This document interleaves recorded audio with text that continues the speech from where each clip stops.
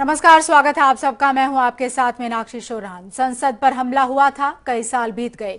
क्या आप सोच सकते हैं कि उस हमले की किसी वीरांगना को आज तक इतने साल बाद भी उसका हक ना मिले? लेकिन हाँ, ऐसी गलती हुई है, हमसे गलती हुई है। हमने उनका ख्याल नहीं रखा, हम राधा को भूल गए। आज राधा हमारे साथ हैं और बताएंगी कि आखिर सिस्टम और सरकार ने उनके साथ ऐसा क्यों किया और कहां और किन से गलती हुई। हमारे साथ राधा स्टूडियो में खुद मौजूद हैं और भावुक हैं वो इस वक्त। आप देख सकते हैं उनको, क्योंकि इतने साल बाद भी जब किसी व्यक्ति को इंसाफ नहीं मिलता है, वो भी उस इंसाफ की बात जब वो अपनी जान की बाजी लगाने को तैयार थी, आज तक वो इंसाफ का इंतजार कर रही है। सवाल उसी को लेकर है। आज राधा बोलेंगी, बताएंगी क्या हुआ था। लेकिन उससे पहले एक रिपोर्ट हम अपने दर्शकों को दिखाते हैं।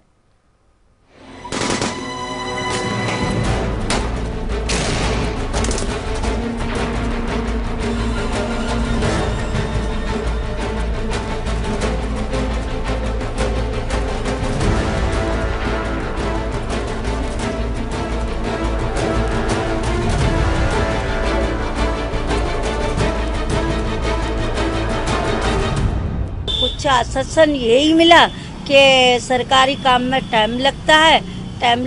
ऐसा कैसा टाइम है जो आज 16 साल हो गए हमारी एक ऐसी मजाक बना के रख दिया। सुना आपने, ये दर्द उस जांबाज होमगार्ड की प्लाटून का है जिसे संसद हमले में आतंकवादियों से लोहा लेने का ये इनाम मिला है। मेरा नाम है राधा चौहान, 2528 नंबर है। कि आज उसे अपनी ही पहचान साबित करने के लिए लड़ाई लड़नी पड़ रही है। होमगार्ड की सीनियर प्लाटून कमांडर का नाम है राधा चौहान। आतंकवादी हमले के वक्त एक महिला सिपाही को बचाने के दौरान इस बहादुर महिला को 2 गोलियां लगी थी। कमलेश सीआरपी की 88 बटालियन की लेडीज घायल पड़ी थी। मैं उसको उठा रही थी, उसके उठाते सुरक्षा जगह पे ले जा रही थी, ये से बच जाए। उसके बाद मेरे पैर में गोली लगी। पैर में गोली लगते ही मैं एकदम गिर गई नीचे। उसके बाद हमारे कमर पे लगी, मुझे होश नहीं है। अस्पताल से छुट्टी मिलने के बाद कई संस्थाओं ने राधा को सम्मानित किया, लेकिन उसके ही विभाग से किसी ने हालचाल जानने की कोशिश नहीं की। होमगार्ड के आला अधिकारियों ने उसे कर्मी मानने से इनकार कर दिया। राधा के पास अपनी पहचान साबित करने के लिए सारे सबूत हैं, लेकिन अभी तक कहीं भी सुनवाई नहीं हुई है। हमारे होमगार्ड का राधा चौहान 2nd नंबर पे है, आप देख सकते हो सर। हमारी प्रेजेंट ड्यूटी का कलर कॉपी है। इससे ज्यादा मैं सबूत में कुछ नहीं दिखा सकती हूँ। राधा चौहान पिछले 15 साल से सिस्टम से लड़ाई लड़ रही हैं। पूरे मामले में दिल्ली पुलिस पर भी गंभीर आरोप लगे हैं। दिल्ली पुलिस अपने रिकॉर्ड से राधा चौहान का, जबकि राधा चौहान की वहां पर ड्यूटी लगी थी, रोजनामचे में उसकी रवानगी थी, सारे पेपर गायब कर दिया। और उस समय जिस समय यह हमला हुआ था तो राधा चौहान को इन्होंने शहीद दिखाया था कि ये शहीद हो गई है। पहले शहीद घोषित, फिर नौकरी भी चली गई और इंतहा देखी। अब उसका पूरा परिवार दाने दाने को मुहताज हो गया। सवाल ये उठता है कि जिस दिलेर महिला पर पूरे देश को गर्व होना चाहिए था, आज उसकी हालत के लिए कौन जिम्मेदार है। Pawan Mishra, news world India, Delhi. और हमने मिलवाया आपको राधा चौहान से। हमारे साथ स्टूडियो में मौजूद हैं राधा चौहान। राधा जी, स्वागत है आपका हमारे स्टूडियो में। लोकतंत्र के मंदिर पर आंच ना आए, इसके लिए अपनी जान की बाजी लगाने को राधा चौहान तैयार थी। लेकिन राधा जिसे ही हम जानते हैं, राधा जी भावुक हैं आप, हम समझ सकते हैं आपका दर्द, और इसीलिए हम आपसे बातचीत भी कर रहे हैं। हमको ये बताइए कि हमने हालांकि रिपोर्ट में दिखाया है कि आप अपने साथी को बचाने के लिए वहां पर गई थी, आपको गोली लग गई। उस वक्त क्या कुछ बातें हुई थी आपके साथ जो आज तक पूरी नहीं हुई हैं? मेरे से तो यही कहा गया था, मैं हॉस्पिटल में थी और एक हेड कांस्टेबल, एक कांस्टेबल मुझे डिस्चार्ज, पहले तो मुझसे ये कहा कि तुम्हारे परिवार से कोई नहीं आया। हाँ। तो मैंने कहा मैं दिल्ली होमगार्ड में नौकरी करती हूँ। अब मैं ट्रैफिक पुलिस की होमगार्ड थी, गेट नंबर 5 पे हाँ जी। तैनात थी ट्रैफिक पुलिस की होमगार्ड। तो मेरे से ये कहा कि अब आपके परिवार का तो कोई आया नहीं यहाँ पे। तो हमने कहा उनको पता नहीं होगा, हेड कांस्टेबल से कहा। तो उन्होंने ये मुझसे ये कहा, तो ठीक है नहीं आया तो 13 तारीख से 13 दिसंबर 13 तारीख से हमारी वहाँ ड्यूटी लगी थी गेट नंबर 5 पर। ठीक है। ट्रैफिक पुलिस की होमगार्ड। अब मैं कमलेश घायल पड़ी थी, उनके वर्दी के नाते में जो हमने वादे पेंगन में करते हैं, उस वर्दी वाली लेडीज वो मेरी भी थी और इंसानियत में भी थी, हम ऑन ड्यूटी थे। तो इस वजह से मैं उसको उठा रही थी। हमने कि इनके चोट लग गई, तो मैंने जैडो साहब से कहा इनके चोट लग गई, इनको एक सुरक्षा जगह में ले चलो। उसके बाद में जब मैं उसको उठाया और उठा के लेके एक साइड में चली तो मेरे पैर में गोली लगी। फिर मैंने उनको छोड़ दिया। जब खुद के शरीर में लग जाती है तो वो दूसरों को नहीं देखता है। 2 गोलियां लगी थी आपको? हमारे एक पैर में लगी, एक कमर पर लगी, 2 गोलियां लगी। उसके बाद मैं पैर में लगते ही मैं गिर गई। गिरने के बाद मेरे पीछे कमर पर लगी है। उसके बाद मुझे कुछ होश नहीं, हम हॉस्पिटल में पाए गए। ठीक है। Gate number 5। हाँ, हॉस्पिटल में क्योंकि आपके स्टाफ के लोग तो गए होंगे, आपके स्टाफ के लोगों, जैसे आप बता रही हैं कि उन्होंने पूछा कि आपके परिवार से कोई नहीं आया, तो ये तो रिकॉर्ड में है ना कि आपने वहां पर मदद की, उसी दौरान आपको गोली लगी। इतना सब रिकॉर्ड होने के बाद भी, सम्मानित करने के बाद, दावे करने के बाद कि हम आपके लिए ये करेंगे, कहाँ पर क्या ऐसा अटक गया कि आपको शहीद भी मान लिया गया, नौकरी भी आपकी जाती रही? क्यों हो गया ऐसा सब कुछ? आपको क्या बताना है? हम नहीं जानते हैं। हमारे को ये आश्वासन दिया गया, पटियाला हाउस कोर्ट में केस चला, तब मेरे पैर में पट्टी थी, तो हेड कांस्टेबल और आईओ ने, पार्लियामेंट के थाने ने ये कहा कि आप बैठो, आप अंदर तक नहीं जा सकती हो। हाँ। इसलिए मुझे कोर्ट के थोड़ा बाहर बैठाल दिया। हाँ। मैं उसमें विटनेस थी और 75 नंबर पे मेरे पास लिस्ट है। हाँ। उसमें ASI राधा चौहान लिखा है। हाँ। उस आधार पे, हाँ। और उस आधार पे होमगार्ड की सनद पे हमें इन लोगों ने न्याय नहीं दिया। हम एप्लीकेशन पे एप्लीकेशन देते रहे 2003 से लेके और 2012 तक। हाँ। उसके बाद में मैं आश्वासन दिया गया। हाँ, शुरुआती जो गड़बड़ है वो आपके डिपार्टमेंट की तरफ से हो गई या आपको नहीं मालूम था कि कैसे कैसे आगे बढ़ना है इस मामले में? क्योंकि उस दौरान तो बहुत बड़े बड़े ऐलान किए गए थे सबकी तरफ से। देखो, आपका डिपार्टमेंट साथ क्यों नहीं आया आपके? मैम मुझे नहीं मालूम, हम तो इतना कम पढ़े लिखे थे उस समय। हम जब भर्ती हुए थे तो हमारी ज्यादा क्वालिफिकेशन नहीं है, हमें इतनी जानकारी नहीं है। ठीक है। उसके बाद जब हमें जानकारी हुई, हम अपने जिस डिपार्टमेंट से में नौकरी कर रहे थे उस डिपार्टमेंट में हमने होमगार्ड के DSO को मैंने कहा, तो उन्होंने कहा ठीक है, अभी इन चीजों में कार्रवाई चल रही है। ये कह के मुझे टरका दिया। हाँ। शहीद आपको कैसे मान लिया गया फिर? क्योंकि देखिए कागजों में तो आपको शहीद का भी दर्जा दे दिया गया, और शहीद का जब दर्जा दे दिया तो भी फिर बहुत सारे ऐसी चीजें थी, वादे थे, पैसा और परिवार को तमाम चीजें, वो सब भी फिर कुछ नहीं हुआ? नहीं, कुछ नहीं हुआ। हमारे को, मैं पुलिस हेडक्वार्टर में PWD में नौकरी कर रही थी, तो उससे मैं पता चला कि मेरे शहीदों में नंबर दिया गया। अच्छा। तब हमें 2012 में वो कटिंग मिली है। अच्छा। अखबार की। हाँ। अब कैसे हुआ क्या हुआ मुझे नहीं पता, हमारे पास सबूत है, हम उस आधार पे अपना केस लड़ रहे हैं। हमें तो विभाग ने, होमगार्ड ने और दिल्ली पुलिस के महकमे ने, हमारी तो उनसे कोई लड़ाई नहीं है। हम क्या लड़ाई मांग रहे? हमारे तो बस हम जो नौकरी कर रहे थे हम वो मांग रहे। हमारे साथ ऐसा क्यों हुआ? ठीक है, हम और भी बात करेंगे राधा जी आपसे। और बाबूलाल मरांडी, झारखंड विकास मोर्चा अध्यक्ष, हमारे साथ स्टूडियो में मौजूद हैं। स्वागत है बाबूलाल मरांडी जी आपका। ये देखिए, 13 दिसंबर 2001 गवाह बने, उस दौरान बहुत सारे लोग, लोकतंत्र के मंदिर पर हमला हुआ था और पूरा देश उससे हिल गया था। राधा चौहान जैसे लोग थे जिन्होंने उस मंदिर पर आंच नहीं आने दी, जो भीतर लोग थे उन तक भी उस चिंगारी को पहुंचने नहीं दिया। लेकिन आज ये स्टूडियो में बैठकर रो रही हैं, कौन जवाब देगा? नहीं, सरकार को गंभीर होनी चाहिए और मानवीयता भी उनको दिखानी चाहिए, ताकि जिस प्रकार से घटना की जो जानकारी मिली, हाँ। तो मुझे लगता है हमें नहीं बल्कि पूरे देशवासियों को बड़ी अफसोस होगी और चिंता होगी कि हमारी शासन किस प्रकार से चल रही है, सरकारी तंत्र कैसे काम कर रहे हैं, सरकारी महकमा। लेकिन इतना लंबा वक्त हो गया ना सर, 2001 का ये मामला है। हॉस्पिटल ये जाती हैं, वहाँ से आप रिकॉर्ड ले सकते हैं, जहाँ ये काम कर रही थी वो रिकॉर्ड आपके पास है, फिर जो लोग घायलों की सूची वो एक रिकॉर्ड आपके पास है, जहाँ पर ये नौकरी कर रही हैं इनका बाकायदा नंबर है, 2528 इनका नंबर है।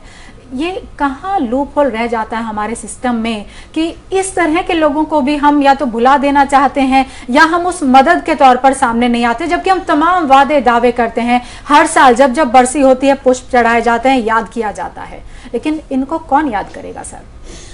नहीं, स्वाभाविक है। मैंने यही कहा कि शासन तंत्र, प्रशासन किस प्रकार से सरकार काम करती है, इस बात को दर्शाती है। नहीं, इस अब बीच तो इतने लंबे सरकारें, वर्षों के 10 बाद साल तो कांग्रेस की भी सरकार रह गई। मैं किसी एक को नहीं कह रहा हूँ कि 10 साल उन्होंने नहीं किया, ये मैं समझता हूँ कि बहुत बड़ी गलती उनसे हुई है। और आज एक अकेली लेडीज को देख के यही गलती अपनी मानते हैं, ये कह के हमें टरका देते हैं। अभी कार्रवाई चल रही है, ये अभी ये हो रहा है, फिर अगर कार्रवाई चलती तो हमें इतना दिन क्यों बिता देते? हमारी उम्र बढ़ती जा रही है, हम कैसे करेंगे? हमारे दोनों पैर टूटे हैं गोली लगने से। काश मेरा आज एक्सीडेंट हो जाता, मुझे कोई दुख नहीं होता। आज मैं ऑन ड्यूटी पे, हमने ये चोट खाई है। क्या गोली लगने का 500 रुपए का रिवार्ड है? बताइए आप मुझे। देखिए सर, ये नेताओं से नाराजगी है, व्यक्तिगत तौर पर बाबूलाल मरांडी से नाराजगी नहीं है। एरिया में जाते हैं, जिसके एरिया में मैं रहती हूँ, आम पार्टी में जाते कहते हैं हमारी सरकार अब आ रही है। हमें ये तंत्र नहीं जानते। जब आपको जरूरत पड़ती है तब राधा ही याद आती है, कैसे? वोट लेने के लिए। और ये नहीं देखा आपने कि एक क्या कहता था, राधा नाम की एक लेडीज संसद में गोली खाई हुई है। कहाँ चला गया वो दुख? 2 गोलियां लगी हैं सर राधा जी को। नहीं, बिल्कुल, मैं तो सुन ही रहा हूँ उनकी तकलीफ को।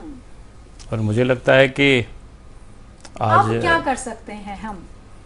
नहीं, निश्चित रूप से अभी मुझे लगता है कि इस वक्त भी शासन और प्रशासन के लोग देख रहे होंगे चैनल को, आप तो निश्चित रूप से लोगों के संज्ञान में आएगी और हम भी इतना जरूर आश्वस्त अब करते हैं। देखिए, ये एटा सा लेटर है, देख लीजिए। ये 20 तारीख का आज ही मुझे मिला है। और उसमें क्या लिखा है? हम नहीं दिखाएंगे ये चीज हम नहीं दिखाएंगे। हम आपसे पूछना चाहते हैं, आप बताइए।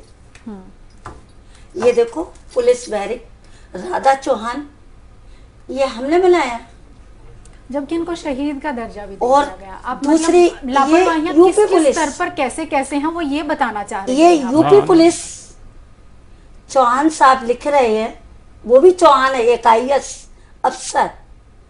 क्या हमारे घर का बना है ये लेटर? हमने आज ही इसी को रिसीव किया है। क्यों? अगर हम गलत है, हम गलत गुमराह कर रहे हैं, तो आपके बीच में रह रहे हैं ना सर। हाँ, बिल्कुल बिल्कुल, ठीक है। पर हम पैदाइश हमारी दिल्ली लेडी आइडन की है, हमारी मम्मी होमगार्ड की थी, दिल्ली होमगार्ड से। आज मैं भी हूँ।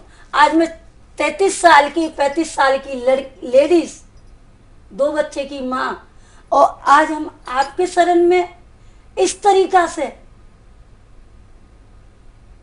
यही नाम है एक दूसरे को बचाने का। तो ऐसे कोई किसी की मदद नहीं करेगा सर। बिल्कुल ठीक कह रहे हैं। बाबूलाल मरानी जी, आपसे बात करने का जो हमारा तात्पर्य है वो यही है कि देखिए, सरकारें बदलती हैं, सरकारें आती रहती हैं, लेकिन सिस्टम जो है, ब्यूरोक्रेसी एक अलग तरह से काम करती है, डिपार्टमेंट्स अलग तरह से काम करते हैं। आप क्योंकि उस दौरान पे सांसद थे वहाँ पर, और आपने उस दौरान वो भी झेला होगा और वो सोचा होगा कि अगर इस तरह के सुरक्षा प्रहरी बाहर ना रहे होते और अपनी जान की बाजी जो 8 जवानों ने लगाई भी वो ना लगाते तो भीतर क्या हो सकता था। लेकिन फिर जो मदद यहाँ तक नहीं पहुंची, दिल दुखता है। नहीं, स्वाभाविक है। मैंने पहले ही कहा कि इनके साथ जिस प्रकार से पहले तो इनको शहीद घोषित कर दिया, यानी वो लापरवाही दर्शाता है, जबकि ये व्यक्ति जिंदा है। चिट्ठियां अब तक आ रही हैं, चिट्ठी है, हॉस्पिटल में है, सब कुछ है, और उसके बाद जो इनको सुविधाएं जो मिलनी चाहिए थी वो भी अभी तक नहीं मिला। लेकिन क्योंकि सर संसद में देखिए बात होती है ना, 13 दिसंबर 2001, फिर 2002 आया, 2003 आया, हर 13 दिसंबर को हम देखते हैं कि वहाँ पर तमाम माननीय सांसद जाते हैं, श्रद्धा सुमन अर्पित करते हैं, याद किया जाता है, मौन रखा जाता है। क्या सिर्फ और सिर्फ इतना ही भर ये लोग चाहते हैं? नहीं, आज तो मैं इतना ही कह सकता हूँ कि ये निश्चित रूप से सत्ता, शासन और प्रशासन, ये सबों की ये किस प्रकार से काम कर रही है, काम करने की क्या तरीका है, वो हमें इनकी घटनाओं को याद दिलाती है। 16 साल से ये लड़ाई लड़ रही हैं, कोर्ट में भी मामला है। हम आपके जरिए कोई आश्वासन इनको दे सकते हैं? हालांकि बहुत मिले होंगे आश्वासन इनको, शायद ये विश्वास ना करें, लेकिन हम एक उस भरोसे के साथ आपसे बात करके ये चाहते हैं कि कम से कम इस महिला को वो आश्वासन मिल जाए कि हाँ, लड़ाई में और लोग भी साथ हैं, ये अकेले नहीं हैं, इनका दर्द अपना इकलौती का नहीं है। नहीं, निश्चित रूप से इस लड़ाई में हम साथ देंगे इनको। और मैं ये कह सकता हूँ, चूँकि हम उन राज्यों से आते थे जहाँ पर मुख्यमंत्री भी रहे, और वहाँ जब उग्रवादी हिंसा में लोग मारे जाते थे, पुलिस पदाधिकारी तो छोड़ दीजिए, सामान्य व्यक्ति भी उस हिंसा में मारे जाते थे, उनके आश्रितों को मुआवजा, नौकरी तक हमने देने की प्रावधान ही बल्कि मैंने लोगों को दिया, ताकि लोग उन उग्रवादियों से लोग लड़ सके।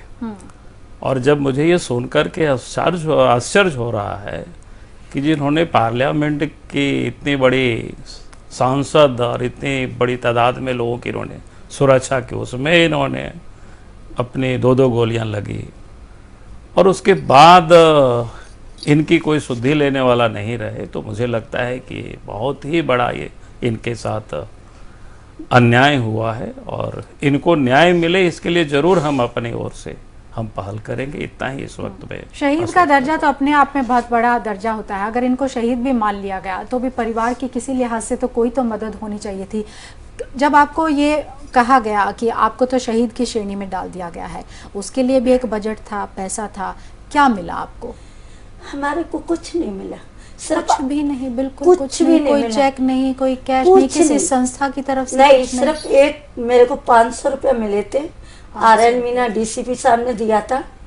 और वो भी ट्रैफिक पुलिस के अब स्पेशल CP हैं, उन्होंने दिया था, वो हमारे पास लिखत में है, वो ही हम दिखा सकते हैं, बाकी और हमारे पास कुछ नहीं मिला। अगर 500 रुपया अगर 2 गोलियन का है तो आप समझ लीजिए। अभी क्या चाहती हैं आप? हमें कुछ नहीं चाहिए, हम ये चाहते हैं हमें रोजी रोटी नौकरी की मिले, जो हम नौकरी कर रहे थे। अभी रिटायरमेंट में अगर आप नौकरी कर रही होती और ये सब ना हुआ होता तो कितने साल बचे थे आपके? ये तो हम नहीं बता सकते कितने अब साल। 58 साल तक भी अगर हम मानकर चलें तो आपके 10-12 साल की नौकरी बाकी हाँ है जी। आराम से। तो गुजर बसर का भी संकट है सर। देखिए कि इस टाइम नौकरी आप होनी बेरोजगार चाहिए हो, थी, कुछ नौकरी नहीं वो है। कर रही थी, लेकिन चूंकि शहीद मान लिया गया तो फिर नौकरी भी नहीं रही, क्योंकि इनको तो शहीद मान लिया गया। शहीद मान लिया गया तो शहीद का पैसा इनको नहीं मिला, नौकरी से और चली गई तो रोजी रोटी का संकट और परिवार के सामने खड़ा हो गया है। तो अब व्यक्तिगत तौर पर भी और एक पार्टी के अध्यक्ष होने के तौर पर भी आप इनको जो भरोसा दे रहे हैं, आपसे ये क्या किसी तरह की कोई मदद मांग सकती हैं? क्योंकि देखिए सर, हमारा तो ये काम है कि हम दुनिया को बता पाएं कि ये वो महिला हैं, हम अपना वो काम कर रहे हैं। आपसे और बड़ी उम्मीदें हैं इनको शायद। नहीं, हम इनको साथ देंगे। हमने कहा ना कि इनके को हमको खाली डिटेल इनसे हमें मिल जाए, ताकि हम उन लोगों से बात कर सके और मुझे पूरा विश्वास है कि इनको न्याय मिलेगी और न्याय इनको हम दिलाएंगे। संसद में, विधानसभाओं में, जब क्योंकि राज्यों में भी कई बार इस तरह की स्थिति होती है, खासतौर से नक्सल प्रभावित जिसका आपने भी जिक्र किया, ये क्या एक कानून के शक्ल में, या कम से कम देखिए क्योंकि कानून बनते हैं तो इम्प्लीमेंटेशन गड़बड़ हो जाता है, इसका तो ये जीता जागता उदाहरण यहाँ पर बैठी हुई हैं, तो कम से कम जो इस तरह के लोग हैं जो अपनी जान की बाजी तक लगाने को तैयार हैं, उनको सिस्टम भूले ही नहीं, बल्कि भूले ना, बल्कि उस तरह से करे कि व्यक्ति तत्पर होकर आगे आए मदद करने के लिए। ये तो कह रही हैं कि कोई कैसे मदद करेगा, तो नियम कानून के लिहाज से और क्या आप ऐसा का भरोसा देंगे और लोगों के लिए कि कम से कम आइंदा अगर कुछ हो तो कैसे नियम होने चाहिए कि इस तरह का कोई और हम ना देखें? राधा चौहान नहीं, निश्चित रूप से नहीं, सरकार उसको बना सकती है, क्योंकि ये होमगार्ड में थी जैसे मैंने सुना इस वक्त, तो होमगार्ड को सरकार के वो रेगुलर नौकरी वाले नहीं माना जाता है, लेकिन हमने कहा कि भाई सरकार के पास पूरी अधिकार होता है, और ये तो वहाँ पर गोली खाई है, वहाँ ड्यूटी कर रही है जहाँ पार्लियामेंट, जो देश का जब सर्वोच्च सदन है, जहाँ देश के लिए कानून बनती है, और कानून बनाने वालों की हिफाजत में इन्होंने अपने पैर तक गंवा चुके, यानी 2-2 गोली इनको लगी। तो इनके लिए स्पेशल सरकार, राज्य सरकार भी कर सकती थी और केंद्र सरकार भी कर सकती थी, जिस राज्य से ही आते थे जहाँ की होमगार्ड रही होगी, जैसे अभी बताया, तो हमें लगता है तो वहाँ कर सकती थी, तो हम वहाँ तक जाते। नहीं, मैं आपके लिए नहीं कह रहा हूँ, मैं सरकार के लिए कह रहा हूँ कि अगर जिस सरकार से रही होगी, यूपी सरकार से रही होगी होमगार्ड, तो यूपी सरकार भी खुद कर सकती थी, और दिल्ली सरकार से रही होगी तो दिल्ली सरकार भी ये कर सकती थी इनके लिए, या केंद्र सरकार भी, जो कि मामला पार्लियामेंट का था, तो भारत सरकार भी या पार्लियामेंट में जिसकी भी सरकार पहले थी अभी भी, तो दिल्ली होमगार्ड से थी, तो दिल्ली पुलिस कर सकती थी, और दिल्ली पुलिस 5 पे तैनात थी। हाँ, ठीक है, हमारे पास में लिखत में है।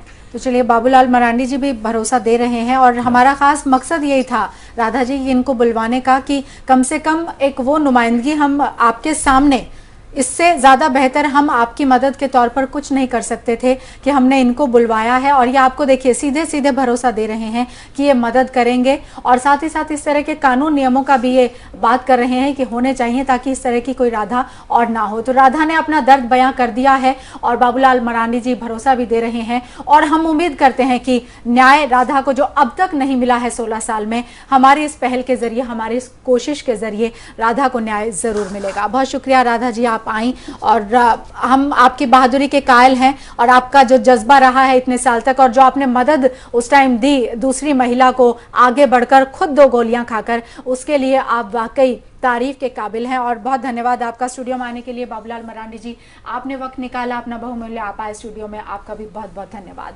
तो फिलहाल हमारे इस खास कार्यक्रम आज राधा बोलेंगी में इतना ही।